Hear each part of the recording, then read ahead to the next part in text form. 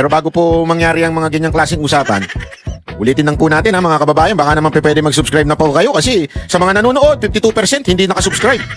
Pero alam nyo ha, nakita ko yung statistics ha, medyo umaangat na po ito. Marami na po ang nanonood na nakasubscribe. Pero kung maaari pa, yung iba pa, yung remaining na nanonood, baka naman pwede hong tayo mag-subscribe. Okay. Ito na nga, pag-usapan na po natin.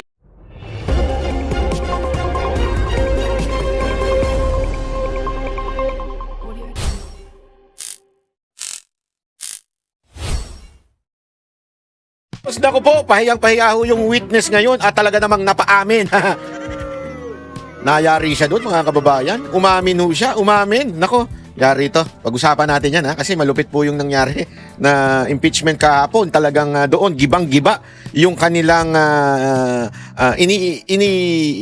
ibinibintang na paglulustay daw ng pera ni Vice President Sara Duterte diyan sa confidential funds. Nayari sila. Patutunayan natin ngayon yan sa pamamagitan ng pagsagot ng witness. Itong witness nila na witness na hari ng sablay. Pero alam mo, may nahalata ako. May naamoy ako doon sa witness. Walang biro. May nahalata ako doon sa witness. Tila may pakiramdam lang naman ako. Pakiramdam lang naman to. Mukhang pinklawan Mukhang pinklawan. Pakiramdam ko lang naman yun. Bakit ko naman nasasabi? Kasi halatang pinipilit niyang idiin si VP Sara Duterte sa pamamagitan ng mga balungtot niyang statement. Parang ganon. Ipapakita ko sa inyo. Baka sabihin nyo, nagsisinungaling tayo Hindi natin gawain yan. Hindi natin kagaya yung mga loyalista na vlogger na walang alam kung hindi magmura, magsinungaling, gumawa ng fake news. Ito, ipoprove natin sa video mismo. Hindi ho tayo mangga-iimbento o galing sa ganito, galing sa chisminde, mismo doon sa cross-examination na ginawa sa kanya. Nayari siya. Respondent, Attorney Poa, you may proceed when you're ready. Thank you, Your Honor. Thank you. Mr. Wamil, good afternoon po, sir. Good afternoon po, sir.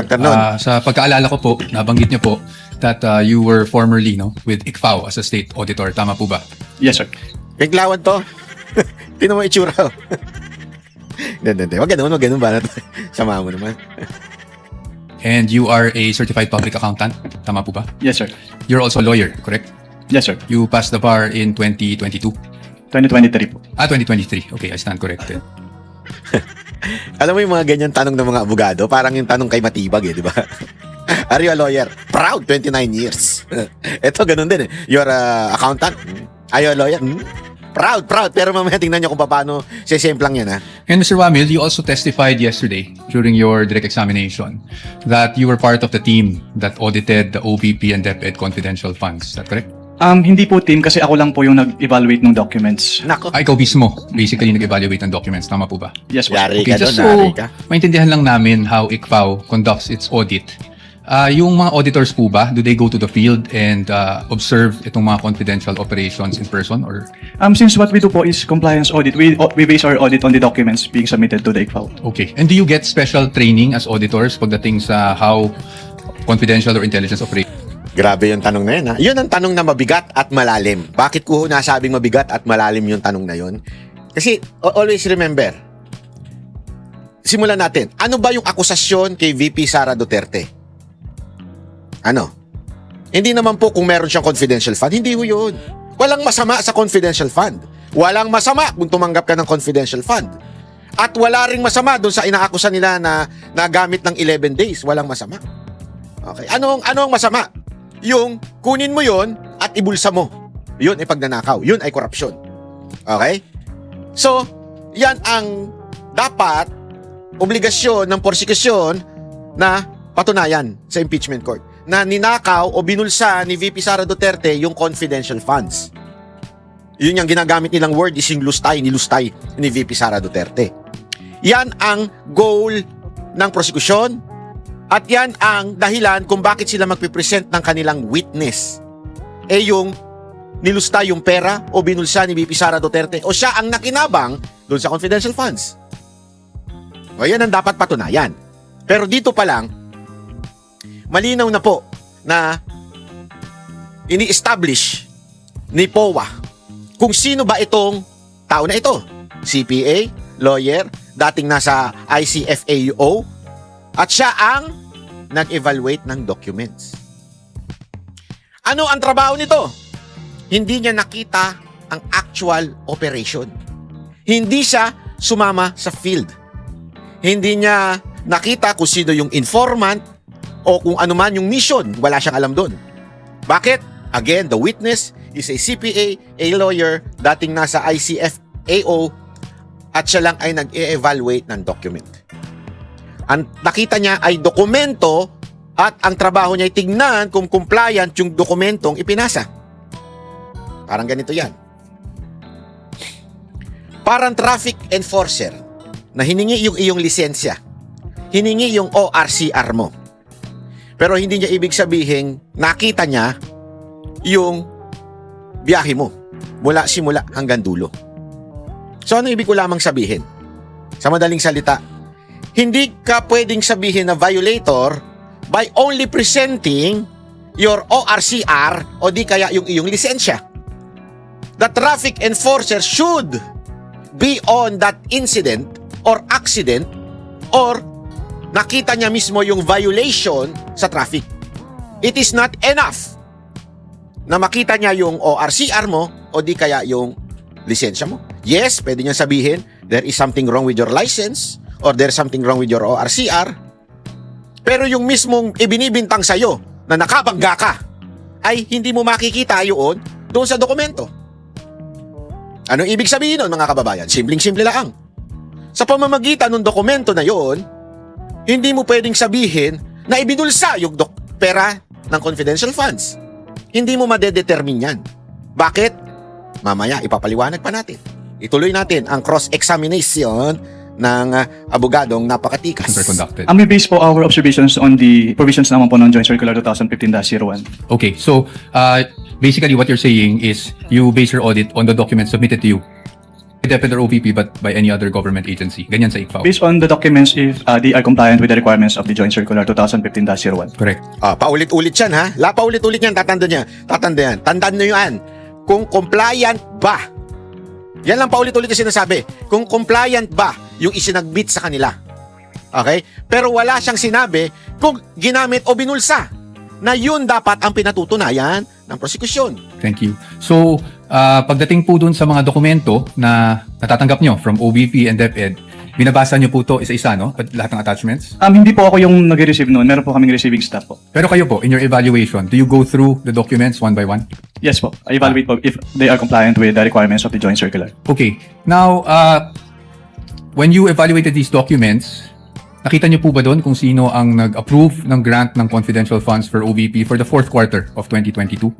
Nakita ko po dun sa disbursement voucher po na si ASEC Limuel G. Ortonio po. No, I mean the grant. Kasi wala po sa GAA yung OVP confidential funds for 2022 eh. So nakita niyo po ba kung sino ang nag-approve ng grant para sa fourth quarter 2022 confidential funds? Based on the documents submitted, si Office of the President po yung nag-approve. That's correct. Opo. Alam mo, isa pang punto dito, ha? Hindi kasi yung sinabing sino ba ang nag-inspection yan? Ikaw ba? Ikaw ba ay nasa field? Inobserbahan mo ba yung confidential operation? Di ba? Compliance lang, audit ito at nakabase sila sa submitted documents. Ibig sabihin, hindi nila i-judge yung paggamit ng confidential fund.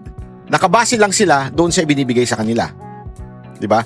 Nang tanungin tungkol sa special training sa confidential operation, tumukoy siya sa Joint Circular 2015. Sinabi niya, 01. Ibig sabihin, ng expertise niya ay pangunahing, nasaan? Nasa documentary lang. Compliance. Hindi sa operation, necessity o actual execution ng confidential mission. Ibig sabihin, hindi mo trabaho yun. Tama naman siya. Tama siya. Sa totoo lang, mali ang pagpresenta ng prosecution. Kasi, ang mapapatunayan lamang dito ay yung dokumento. Pwede niyang sabihin kung may dokumentong kulang ayon sa checklist, pwede niyang sabihin yun. Pero hindi tungkol doon sa operation o yung actual execution ng confidential mission.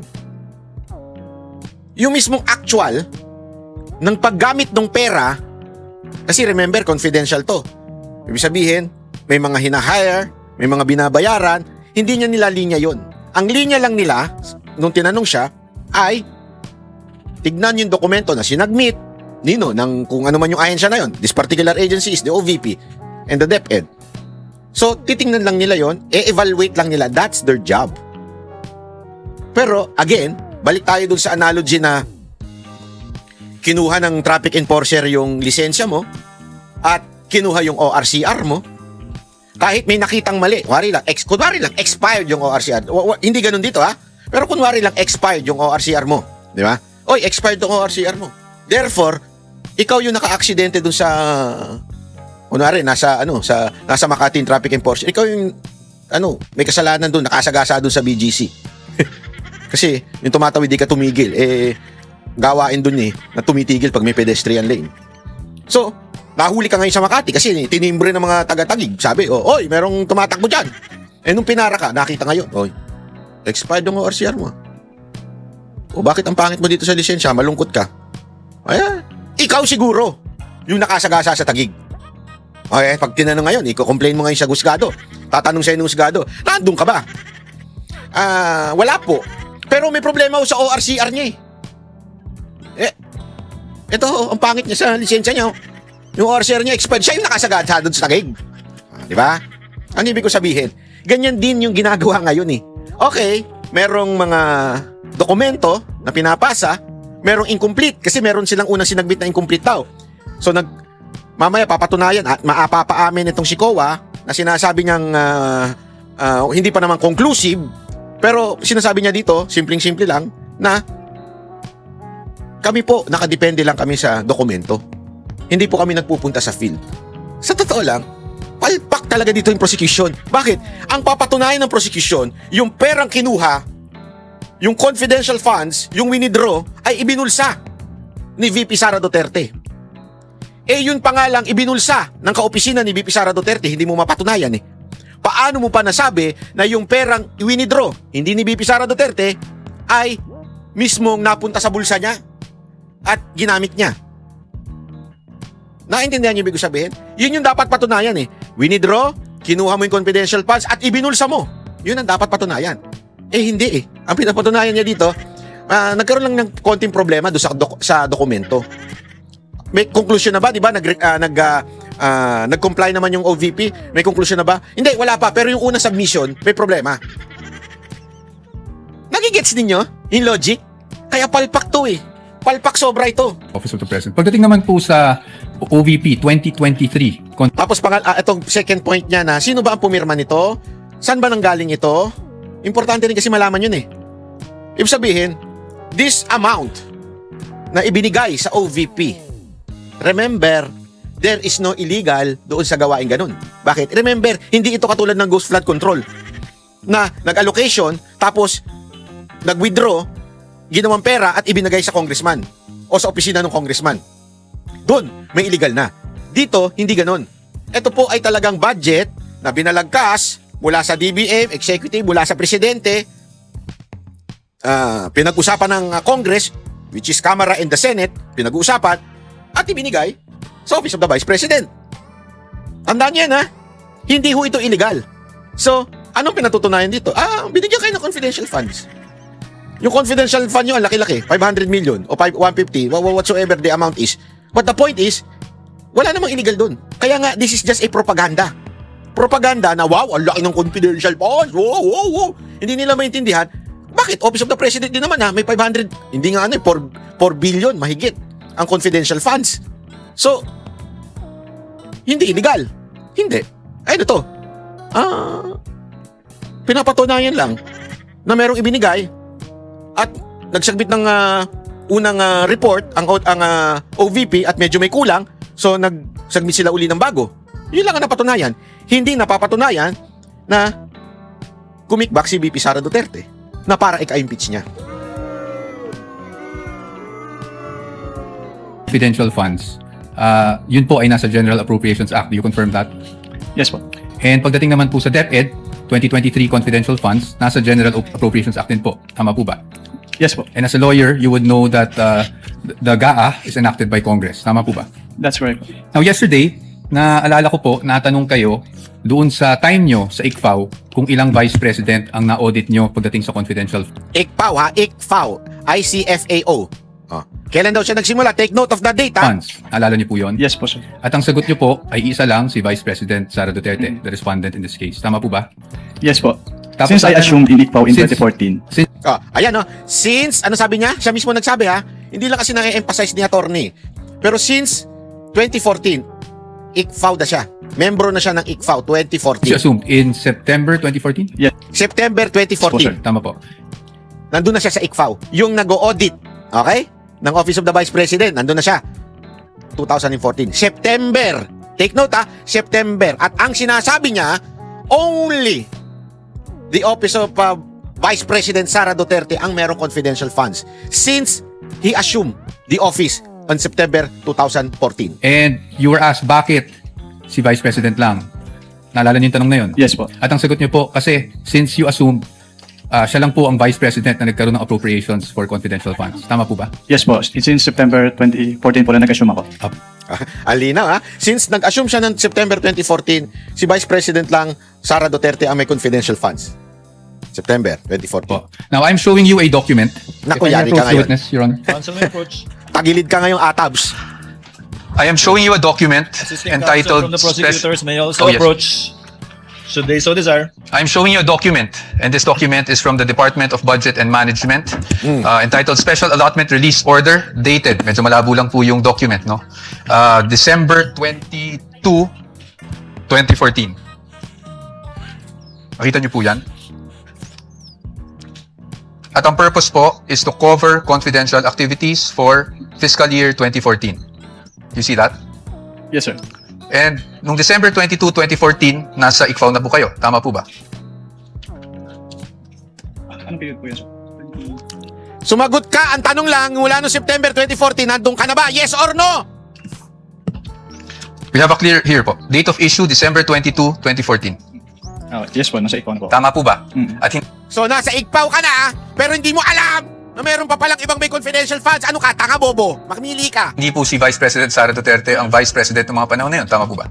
Yes po. Pero na-liquidate po ba yan? That's Tanga, hindi tinatanong ko na liquidate. Ikaw ang sumagot, ikaw ang nasa the ICFAO. question. That's the question to ICFAO actually because yun po yung Yung tanga ng tanong nito, sorry ha. Ginagalit mo ako eh. Tinanong mo pa yung abogado, ikaw ang nasa ICFAO. Trabaho nyo yan. Isipin mo ha, ganito, sorry ha, pasensya ka na ha, ikaw witness ka ha. Medyo may katangahan yung tanong mo eh. Merong katangahan. Pasensya ka na ha, pero medyo katangahan yung tanong mo. Sinagot mo kanina, September 2014, nasa ICFAO ka na. Sinagot mo rin, mula nung naupo ka doon, si VP Sara Duterte lang ang may confidential funds. Di ba? Ngayon, pinapakita yung dokumento na do December 22, 2014, may confidential funds si Binay. Ang sagot mo, na-liquidate na po ba yun? Ay, tanga ka? Trabaho mo yun eh. Tatanong mo sa abogado nagtatanong sa'yo? Trabaho mo yun. So dapat ang tanong mo, ay, ba't di ko na-liquify to? Na-liquify. Di ba? Yung tanong niya, pantanga lang eh. Dito, basag na basag ang credibility nitong witness. Sa totoo lang, basag ang credibility nitong witness na to. Mantakin mo paulit-ulit kahapon, sinasabi ng prosecution mismo, paulit-ulit yun. Si VP Sara Duterte lang ang merong confidential funds mula nung naupo itong si ulungot na ito, kung sino man tong hinayupak na ito, mula nung naupo ka, si Vice President Sara lang ang meron? Opo, meron, siya lang. Siya lang talaga, wala nang iba, siya lang. Ngayon, pinakikitaan ka ng dokumento na meron pala noong December 22 na natanggap itong office ni Binay. Siya, I think, tama, siya ata yung, correct me if I'm wrong, pero alam ko siya yung Vice President at that time. Tapos ang sagot mo, na-liquidate na po ba yan? Tanga! Ang sagot mo lang dapat, oo, hindi. Kung naandun ka na o wala pa. Ang sagot mo dapat, oo, naandun na ako. Hindi ko alam, tanga ako, ganun.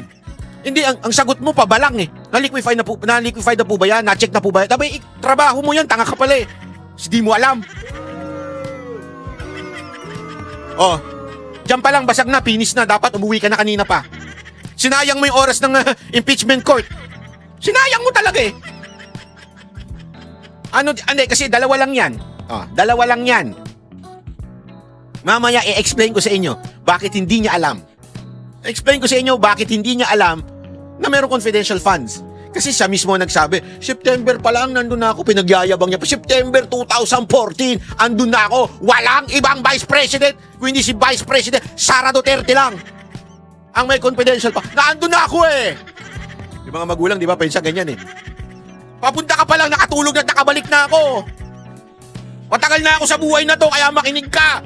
Gumaya ka sa mga payo, o sumunod ka sa mga payo ko. Sasabi mo ngayon sa magulang mo, ba't ganyan ka? Ba't adik ka? Susunod ako sa payo mo, adik ka. Hindi, matagal na akong magulang. Alam ko na ang diskarte sa buhay.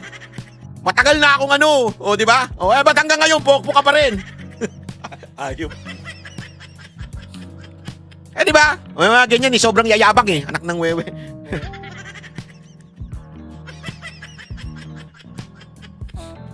Ang pinapakita ko lang sa inyo is nagkaroon po ng confidential funds ang Office of the Vice President noong 2014 issued December 22, 2014. Ameme ito si Pinklawan, no? Hulaan nyo nga kung bakit ko natawag na Pinklawan ito. Hulaan ninyo kung bakit ko natawag na Pinklawan siya. Pwede po ba i-comment nyo dyan sa baba? Sige na, i-comment nyo. Based on that document po, Meron. Meron. You confirm. But that's okay, no? Because maybe you were just not aware yesterday when you were asked the question. I just wanted to put that on record because marami na rin pong lumalabas sa social media na si Vice President Sara Duterte lang ang Vice President na nagkaroon ng confidential funds. But you confirm that, sir. Your Honors, just a manifestation, this has not been pre-marked. We just came upon this document yesterday after the statements were made. Ayan So na si upon the Lola. agreement made during pre-trial, we Baba na si request Lola. that this be marked as exhibit for the defense D-1-167-DE. -OVP. Let it be so, Mark. Thank you, Your Honors. Provisional only, Your Honor. Yes, of course, subject to the objections of the prosecution when the time is Of course, at appropriate. the proper time. Thank you, Your Honor. And we will provide the prosecution with a copy as well. Kindly do that after, perhaps later on, after the trial, or now too, so that it can be made a subject matter of redirect should the counsel for the panel of prosecutors. Medyo malabo. so desire. I can give you Photocopy. just a photo. We would like to manifest that this is just a printout, Your Honor, and a photocopy that we retrieved from the Office of the Vice President. Noted. Okay. Ito, bibigyan ba natin to? Hindi, okay, hindi na. Okay. Anyway, Mr. Witness, nung pinag-aaralan ko yung nature ng confidential funds, may mga issuances akong nakita aside from yung JC 2015-01 na parating yung nami-mention kahapon and today. And that is COA Circular 92-985. Yun po ba ay familiar sa inyo? can you repeat? I can give you a copy. Your Honor, I am giving the witness a copy of a document entitled Commission on Audit Circular Number 92-385 dated October 21, 1992. For the reference of the court, this was marked as Exhibit D-1-155. Yari na naman siya dito. Naalala po ba ninyo yung document na yan or familiar po ba kayo sa document na yan? Witness is perusing the document, Your Honors. Noted. If assisting counsel would like to also from the prosecution. Yan talaga mahirap pagka you're trying to prove something na wala ka namang kaalaman. Nakailang witness na ganito eh. Hindi nila alam yung kung ano inaakusa nila. Eto, hindi niya talagang kailangan niya pang intindihin talaga na sobra kung ano yun. Di ba? Bakit? Kasi alam mo kung confident ka sa work mo, sa job description mo, confident ka.